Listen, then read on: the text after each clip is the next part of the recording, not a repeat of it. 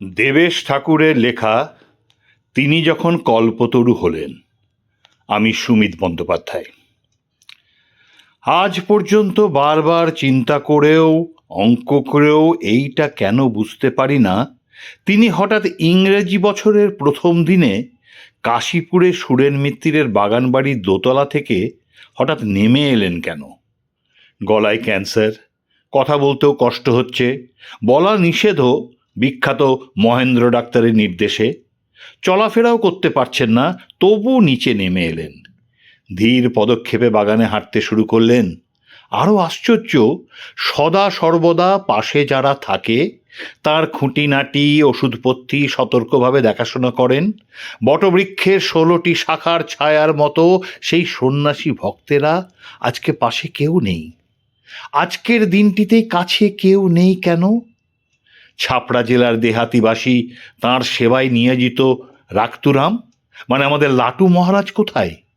বসিরহাটের জমিদার বাড়ির ছেলে রাখাল ঘোষ, শিমুলিয়ার বিখ্যাত বিশু দত্তের ছেলে নরেন, সবচেয়ে প্রবীণ সেই বুড়ো গোপাল ঘোষ, একদিনে ইংরেজি বর্ণমালা শেখা গঙ্গাধর ঘটক, ঠনঠনে কালীবাড়ির সুবোধ ঘোষ, ইঞ্জিনিয়ার হরি, কালী, নির্মল, তারক, শরৎ, কেউ কাছে ছিলেন না কেন? সকালে সূর্যোদয়ের অলৌকিক আলো পড়েছে প্রাচীন বৃক্ষের ওপর। সেই বৃক্ষের নিচে দাঁড়িয়ে থিয়েটারওয়ালা গিরিশকে জিজ্ঞেস করলেন, আমি কে?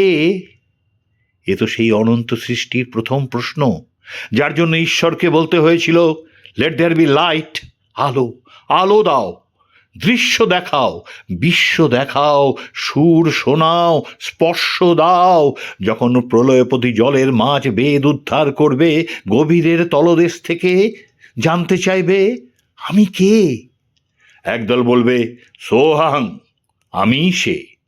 সুফিবাদী বলবে আনাল হক, আমি তিনি। বৌদ্ধ বিহার থেকে নেমে কেউ বলবে হাও বুদ্ধ, আমি বুদ্ধ। কাশীপুরের উদ্যানবাটি থেকে বাগানে নেমে আসা অক্ষর জ্ঞানহীন প্রাজ্ঞতম সুরলোকের বনস্পতি সুরা মজ্জিত থিয়েটার বলার কাছে জানতে চাইছেন, তোমার কি মনে হয় আমি কে? তাঁর অমর্ত্য শরীরে তখন মর্তের বনস্পতির নরম ছায়া। রামদত্ত আদি ভূমিজাত বৃক্ষের পাশে দেখতে পেলেন কল্পতরু, সমুদ্র মন্থনে অতলান্তিক থেকে উঠে আসা অমৃত বৃক্ষ পারিজাত। নন্দনবনের আনন্দ সন্ন্যাসী ভক্তেরা দেখতে পাচ্ছেন ভূমিজ বৃক্ষটির পাশ দিয়ে দীর্ঘ থেকে দীর্ঘতর হচ্ছেন। সেই অমৃত বৃক্ষ পাতায় পাতায় ছায়ার মায়া, ডালে ডালে আশ্চর্য আশ্রয়, ফুলে ফুলে অনাবিল সৌরভ, ফলে ফলে ক্ষুণ্ণিবৃত্তির অমৃত ফল।